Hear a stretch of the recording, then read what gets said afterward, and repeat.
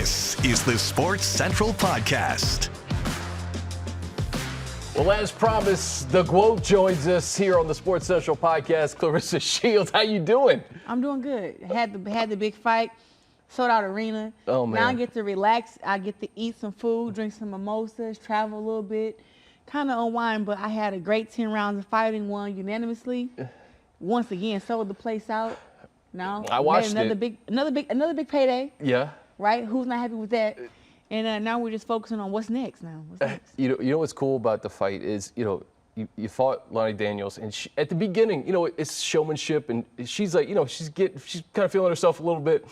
Each round progresses, and the fighter gets worn down and worn down and worn down. What's that feeling like when you see the fighter that you're fighting start to get real tired, and then each round gets progressively worse for them?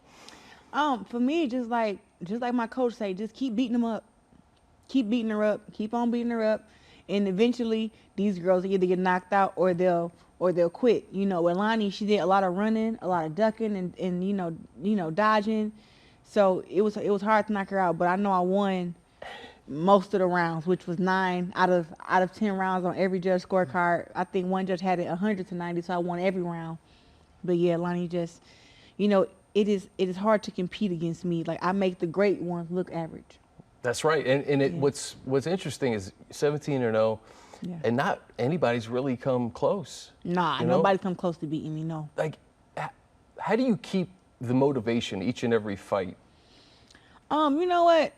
I feel like I have to train. Like, what would I do if I was getting ready for a fight against myself? And I have to stay very, very sharp and very, very, strong and focused for that. I don't really think about, I'm fighting against this girl, she brings this to the table. Like, I admire what they do if they're fast or strong or awkward or whatever. But for me, it's like, that's still not good enough to beat me. So I got to focus on, somebody who's fast and strong. And I'm also awkward, too.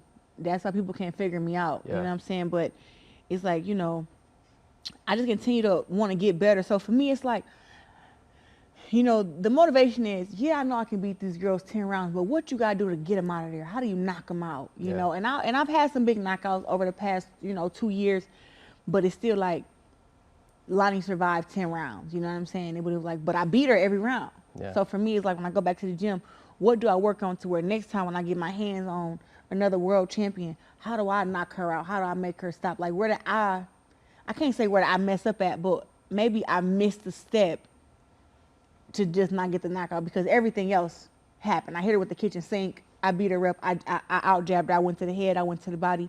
But it was like, dang, she's still here. So she's not still here just because she's tough. I feel like it's something that I didn't do. That's why I didn't get the knockout. Every fight, there's some constructive criticism you can give yourself in an effort to get even better. Yeah. As you got ready for that fight, again, in Detroit, in your home state, close to Flint, what were the emotions going into the arena, and how do you reflect on it now? Man, I was crying in the back, praying with the pastor, man. I just couldn't believe that, 15,639 people came out to see little old me, from Flint, Michigan. I think about, before I had any name, my name was Ressa, and being that bursting with all the boys and sweating and not having no clothes, not always having food, kind of, growing up and having it hard like I did, to be able to look at me now and be like, dang, people really do admire what I do. Like my hard work didn't get overshadowed like I thought it did. Like now we here, 19 years later, and look at what's going on. Like look at how you changed the sport of women's boxing. Look at how it's 71% of women here supporting you out of 15,000 and all these fans, being walked out by Rick Ross. Like this is stuff that we dream about. And I'm like, dang, I get to live out my dream. So I was very emotional and happy and just overjoyed. It was so much support for me all week, I had like a listening party for my EP. I did a run with the 313 Detroit and had over 500 people that ran with us, a mile back and a mile there and a mile back. We had the press conference, we had the weigh-in, and the weigh-in was a movie in itself. Yeah. They chased down the car, asking for pictures and autographs, and just to have those moments. Yeah, it was very, very special, and I'm happy I was able to get them 10 rounds of a great show, win, dominate, and make everybody happy. You know, it would have been devastating had I lost. Well, you know what? You're only as good as your next fight, but you know, I have to. You go back to the gold medals, right? Mm-hmm. Where does that fight at Little Caesars Arena rank for you? Because I have to imagine, like, you're at the pinnacle, you're at the peak of your sport, you're doing that in front of the home crowd. Yeah. It had to have held a special place in your heart. Yeah, now winning the Olympics changed my life, you know, the first one and the second one. But as far as in the pros, fighting in front of a sold-out crowd, they chant and whoop that trick. Like I said, Rick Ross, the build-up to the fight, you know, I got to give Pap a hug and a kiss before I fought. Never done that ever in my life, you know. First time, huh? First time for everything. Yep. And I think all of that was just like, as far as in my professional fights, that one tops all of them, even though I have fought against girls who I feel are better skilled than Lonnie, you know, like, but if I can do that type of crowd against an opponent like Lonnie Daniels, who, she was a world champion, but a lot of these girls don't have a brand, nobody knows them, right? So if I can do that with an opponent like that, I can't wait till, you know, I get one of these girls who I guess do have a brand, and we can make an even bigger fight with more fans and really, you know, put on a show. Because, I mean, I'll put on a show just by myself, but we all need a great dance partner. And I've beat my George Foremans and my, you know, George Foremans and Joe Frazier's already. Like, I beat Christina Hammer, who was undisputed champion. Yeah. Or she was multi-champion, undefeated 9 years. Like, you know, I beat her. I beat multi-champion Hannah Gabriels. I beat knockout artist Savannah Marshall. I beat all these girls early in my career. I beat the world champion Nikki Adler when I had 4 fights. Well, 3 fights. She had 16 fights, 9 knockouts. She came to America, said, hey, I'm just coming here to defend my belt. I've never even watched this girl fight. I knocked her out up in 5 rounds. So I beat all the girls who they say, oh, these are the best girls you can fight against. I beat them early in my career. So now that I'm 17-0, it's like, it ain't my fault that now you guys have what you have left. I beat all the best girls early. Well, that's my next question. Does the perfect partner, the dance partner that you alluded to, does that person exist? Like, who is that person? Because you mentioned it, like, every fight has been surgical and dominant. And I'm looking out there, I don't know. Who's going to be the 18th opponent? I mean, we got a few options. You know, I can do rematches with Savannah Marshall. I can do a fight with Shadesha Green. I can fight against Franchon Cruz. And she's a good world champion. We came from the amateurs together. She was ranked #1 in the world, well, #1 in the country for the U.S. before I became ranked #1 in the country. So they were looking at her to go to the Olympics. So Franchon Cruz is somebody to be reckoned with. She beat Shadesha Green already, you know. I'm trying to think. I can go down and weight. You know, I can go to 160, 154, fight against Lauren Price, who's from the UK. She's Olympic Gold Medalist 2024, I think. I can fight against Michaela Mayer. She's a world champion at 147 pounds. We can meet at 54 or 60. So there's options. It's options. I'm the one who have to make the fights. These girls aren't going to come to me to get it done. Like, they're not going to come to 175, or when I was at 160, all the girls who fighting the girls about 154 and 47, when I was at 54, none of those girls was like, oh, I'm going to gain weight to come fight against Claressa. They were all copping pleas. Now that I'm at 75, now all these girls, oh, Claressa's, she doesn't want to fight us. And it was like, actually, when I was at 160 and I was at 154, I'm negotiating with y'all to get fights, and we offering y'all money like $450K, $500K, and y'all still turning down fights. Yeah. So it's just like. So you're leaving no doubt now. Go up and weight, down and weight, whatever it takes to find that perfect partner.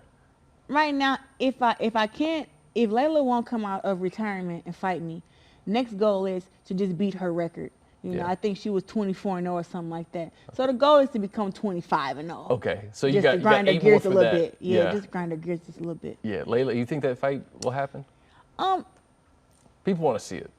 People want to see it, but it's about do she want to prove it? You know, do she want to stand on her word? Do she want the $15 million that she said in the video that she wanted? That's more it's about.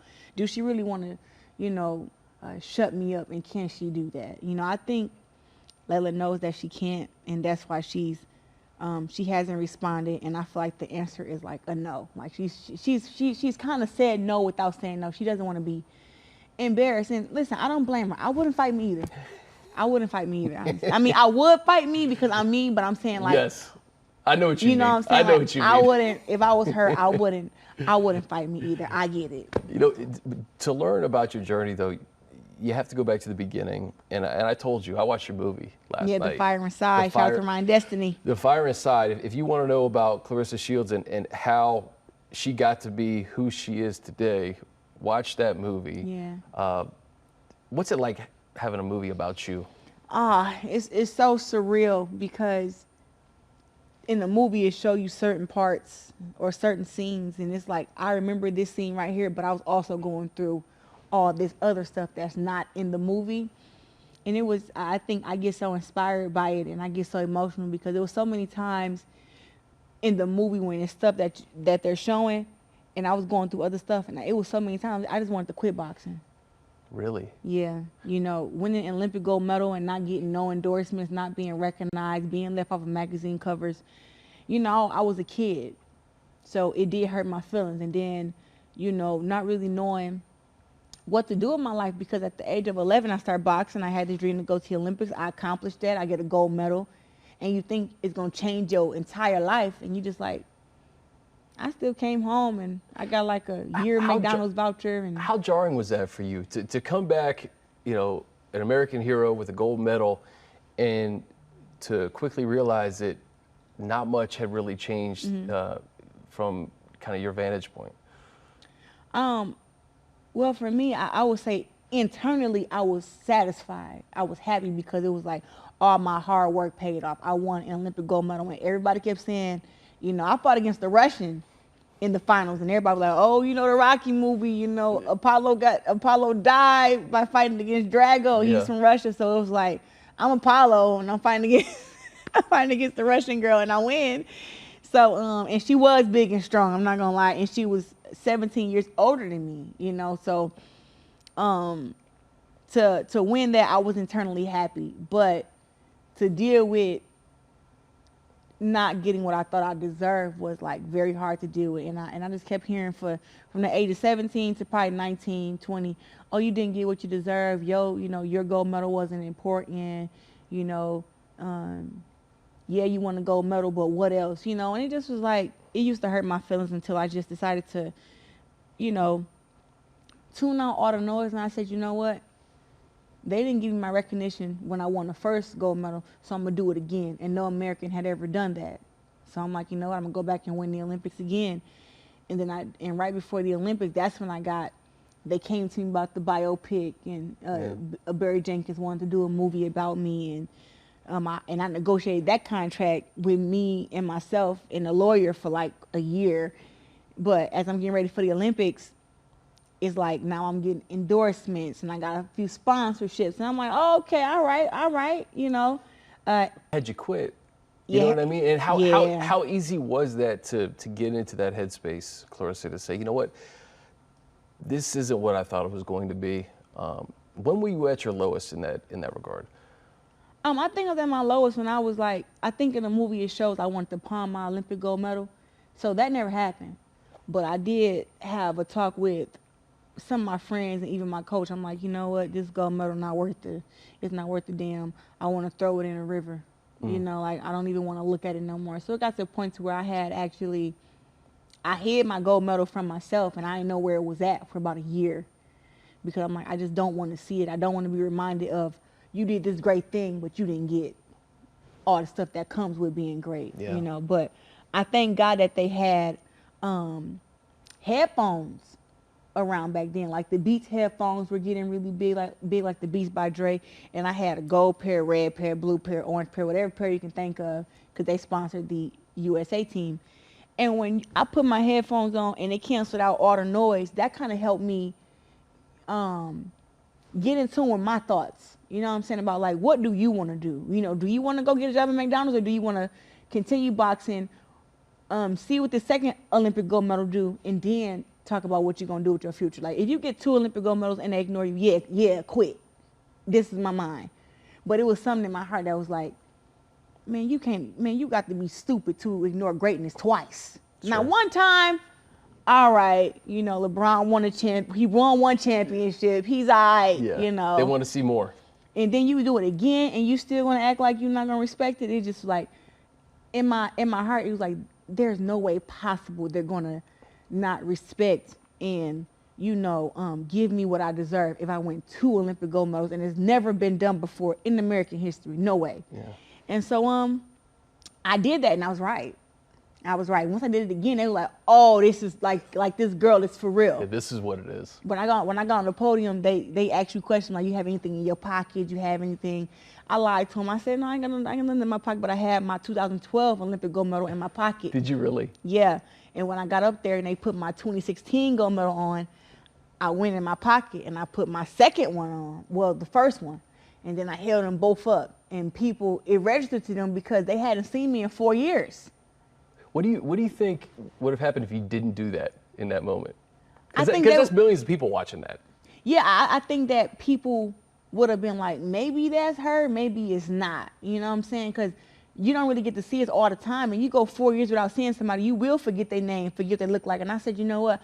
I want to remind them people, listen, I'm the only one from America that did this. So I put them both out, and I smiled real big, and I said, and it went viral. I was on the cover of Ring magazine, and you know, I was a 21-year-old young woman walking around with 2 Olympic gold medals in my purse. Like, who else can be like, oh, I got an Olympic gold medal right here, and just pull it out? Like, people would be like, you know. So You got 2 of them. no, for me, like, that's what it was about. Letting them know, like, you know, you guys did not break me. I continued to stay a cord. I focused on what made me happy. And then after that, they wanted me to go back for a 3rd Olympic gold medal and a 4th, you know. And for the 3rd one, I just was like, well, it wasn't fair enough for men and amateurs. The women fought 2-minute rounds. The men fight 3. The men fought with no headgear. Women fought with headgear. I was getting paid a lot of money, but the other women on Team USA weren't. So I had to fight for them to get their pay up. And then it was like, so how do you really change the sport of women's boxing? And I was like, you got to turn pro. And at the time, that was scary because no woman had fought on TV in 20 years. Wow. So I was like, everybody was telling me, like, hey, champ, as great as you is, you're not ever going to fight on TV.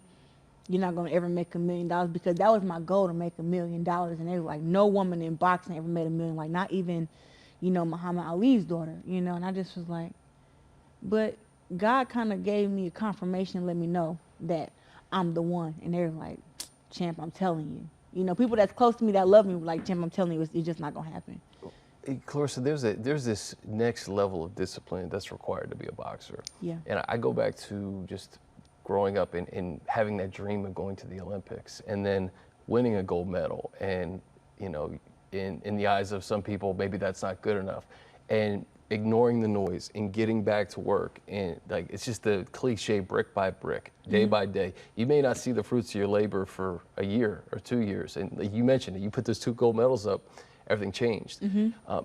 That level of discipline and that level of staying the course, I think you can apply that to really anything in life, right? Yes, consistency. But you've done it at a level that, again, you're the greatest. So what advice would you give to folks who are, you know, whether they're at a job like this or, you know, a 9 to 5 at a construction site, you know, it could be anything. What advice would you give to somebody in terms of just staying the course and focusing on the task at hand? Because it's not easy. I would tell them, like, you know, get rid of this overnight success thought in your mind. Everybody wants that. They think if you do something for a year or 6 months, something should change. It doesn't always happen like that, you know. And I would tell them, listen to your heart. Like, you need to understand, like, what your purpose is. And your purpose is not my purpose. Yeah. So so you can't tell me your purpose and then I'm sitting there telling you, like, oh, no, man, I don't think you should do that. Like, how do I know? That's your purpose. That's what you feel. And for me, it's like, you know, we got janitors trying to be rappers. It's like, bro, you the best. You can clean the bathroom or clean up like nobody else, but you're trying to rap and you wondering why your career not going nowhere because you're not meant to be no rapper. Like, hone into what is the easiest and the best thing for you to do and what makes you really feel good and go for that, because that's really what it was to me. Boxing made me feel really happy. Like, I got a bruise on my arm. I said, oh my God, it's purple. Pretty cool.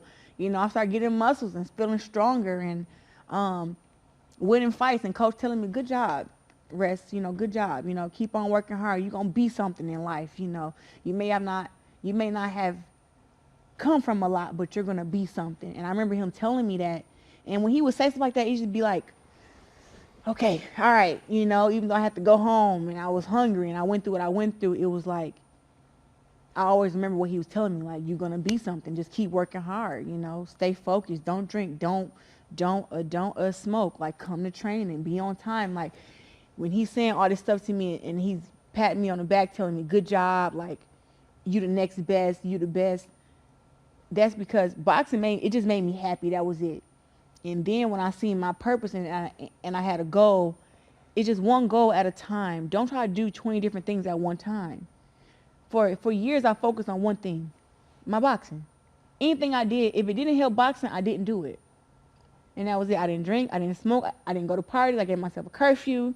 You know, I played sports, but if the sports made me miss out on boxing practice, I quit. Yeah.